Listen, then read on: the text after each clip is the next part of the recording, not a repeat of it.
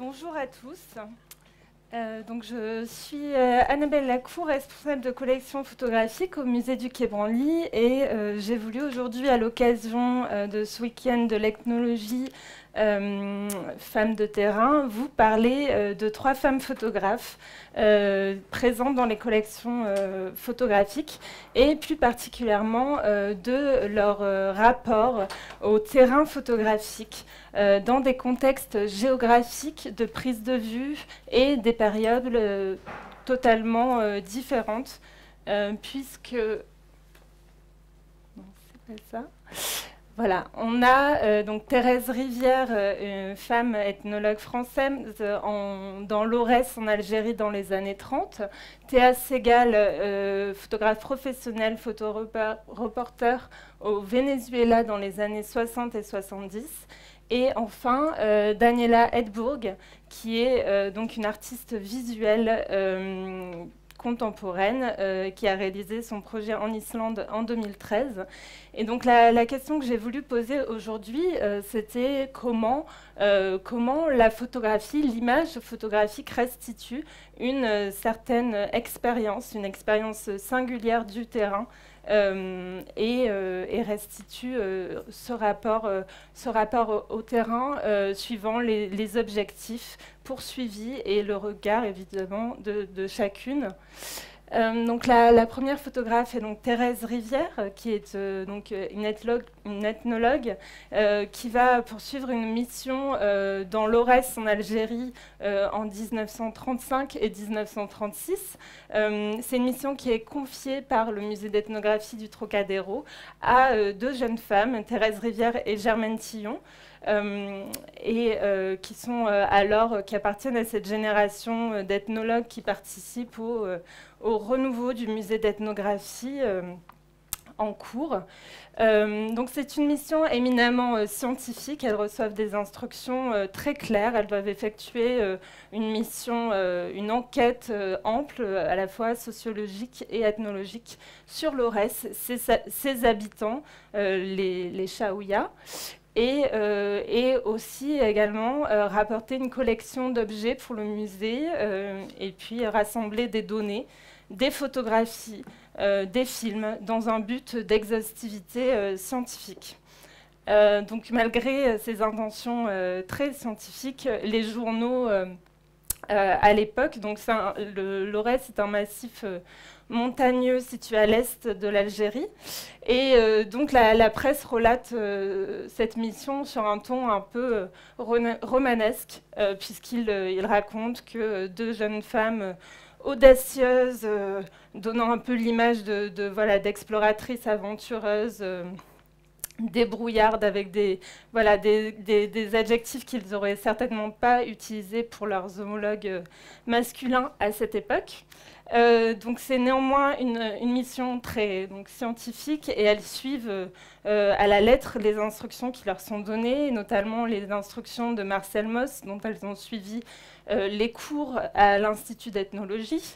Et notamment, ce qui concerne la photographie, Marcel Moss va poser un peu les fondements de la méthodologie photographique sur le terrain, puisqu'il recommande une prise de vue sur le vif instantané, de ne pas faire poser, et il recommande également une exhaustivité, une accumulation. Donc l'ethnographe ne doit pas choisir, doit tout photographier et photographier les objets et les sujets dans leur contexte, sans en modifier le contexte.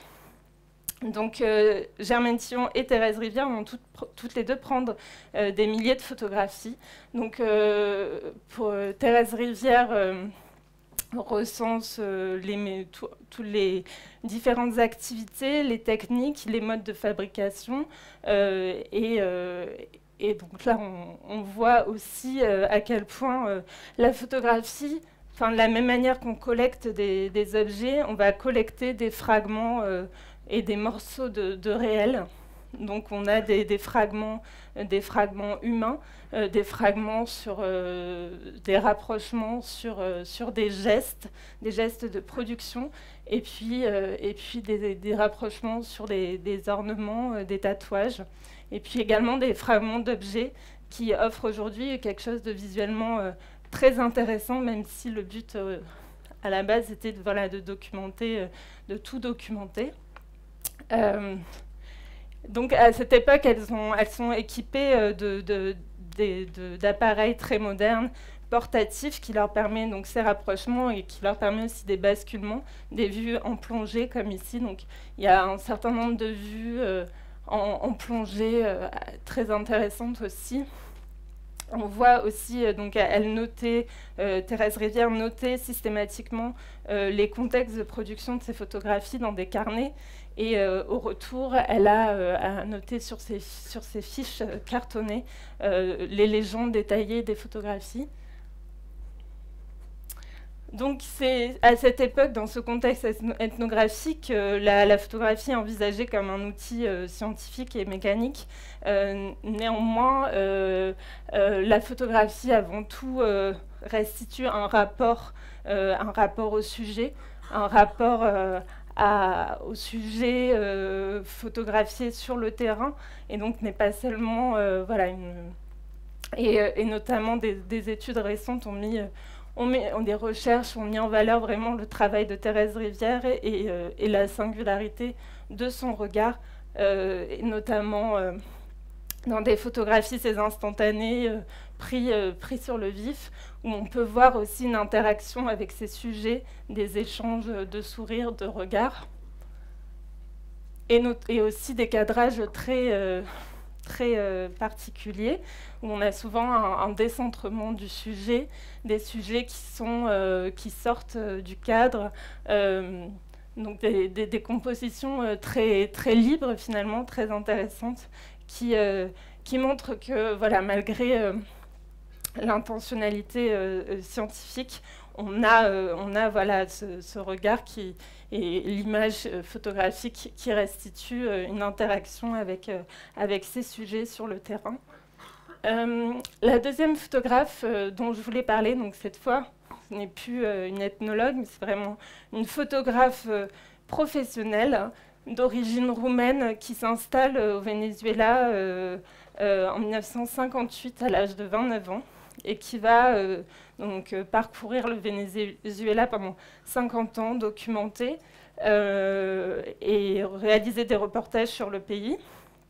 C'est une photographe qui est aujourd'hui très peu connue en Europe, mais qui est une figure très importante de la photographie au Venezuela.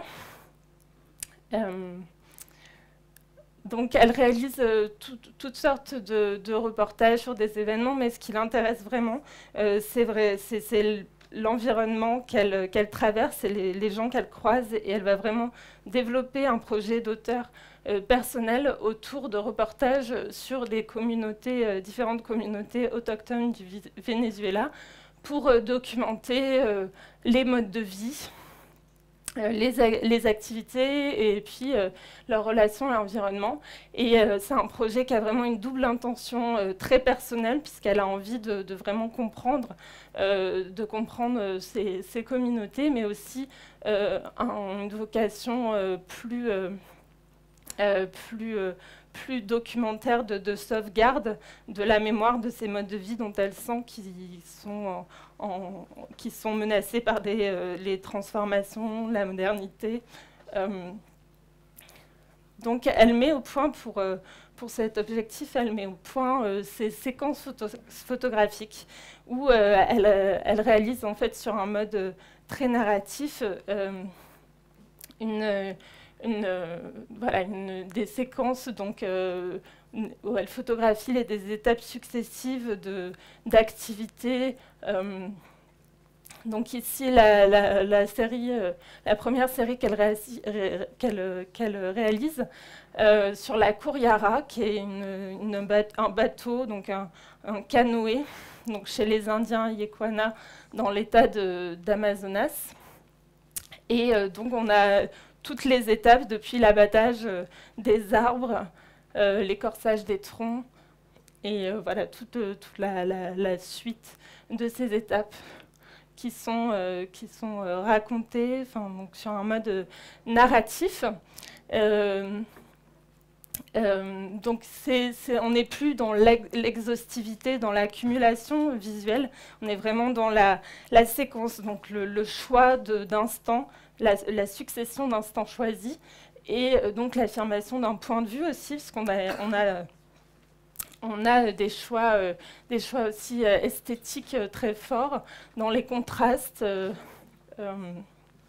qui sont intéressants dans ces séries.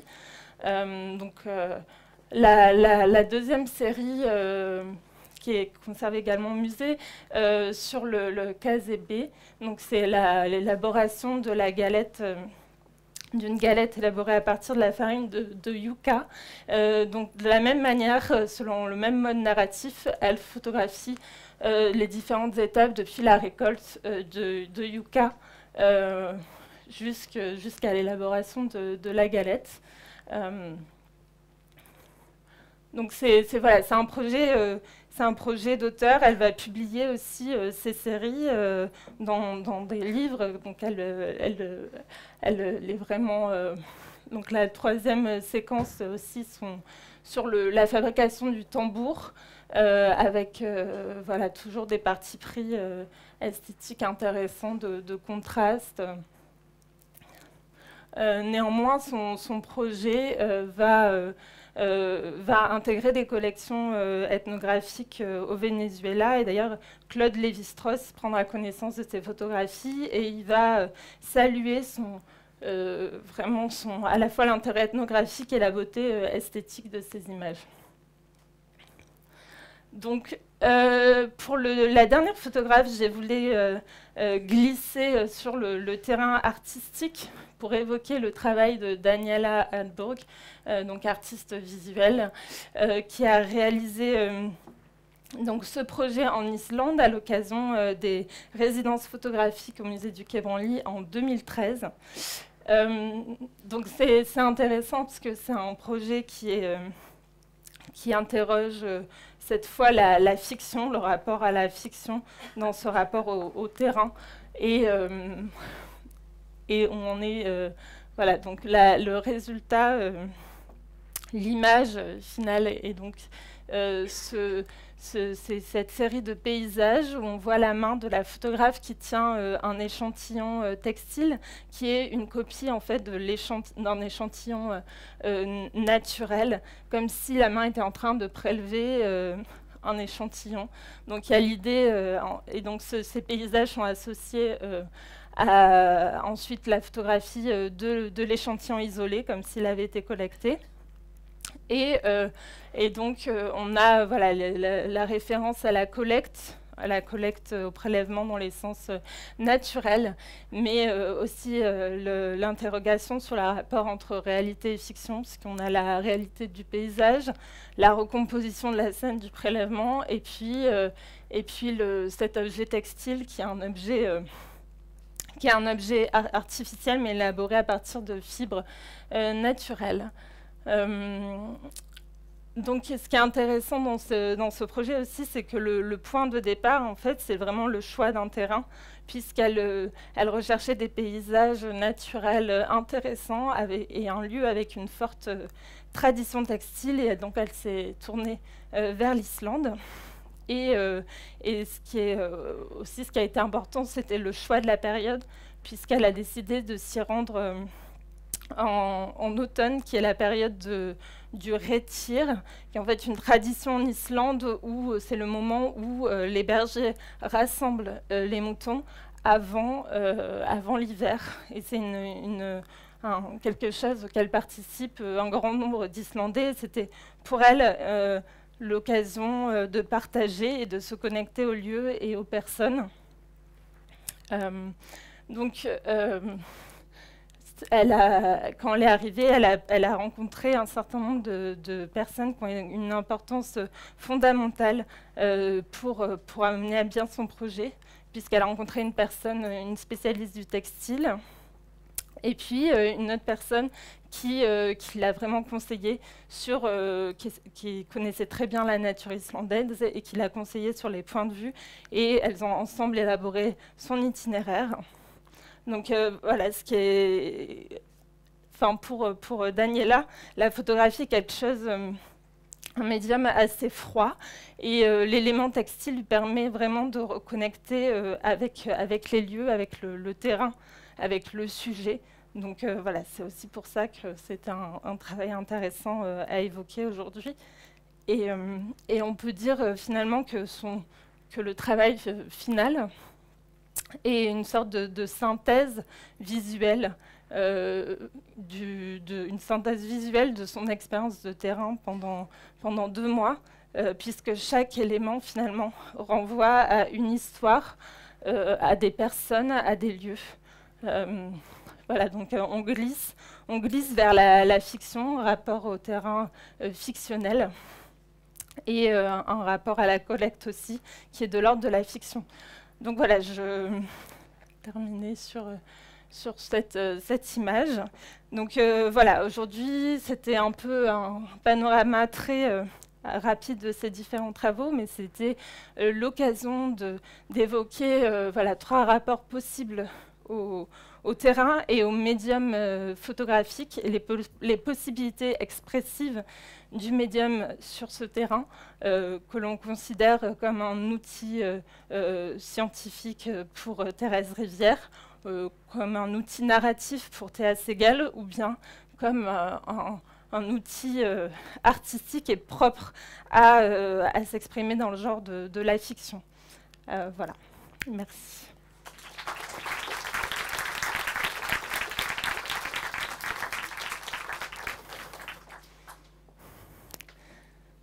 Si vous avez des questions.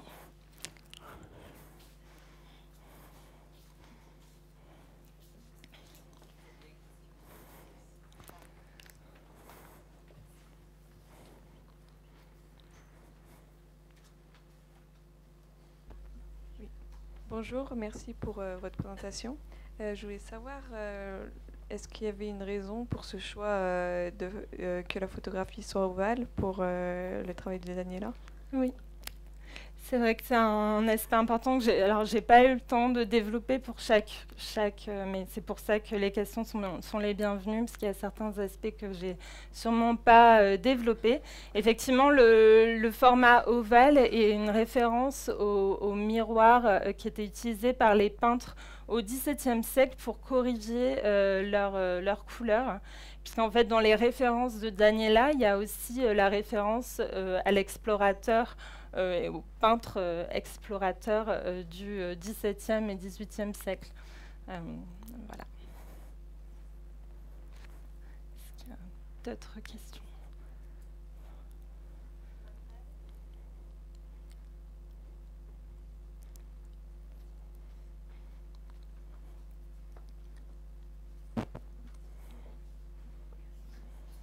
Est-ce que vous savez pourquoi, dans les années 70, la photographe est en noir et blanc? Et où est-ce qu'elle a fait de la couleur par ailleurs, mais que vous ne l'avez pas montré?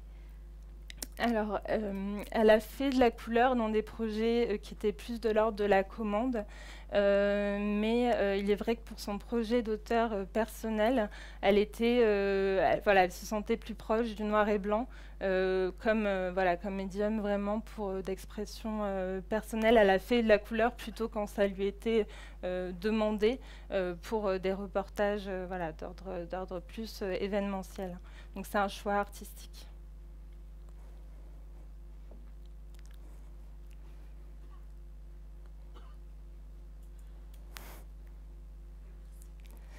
Merci à vous. Très bien.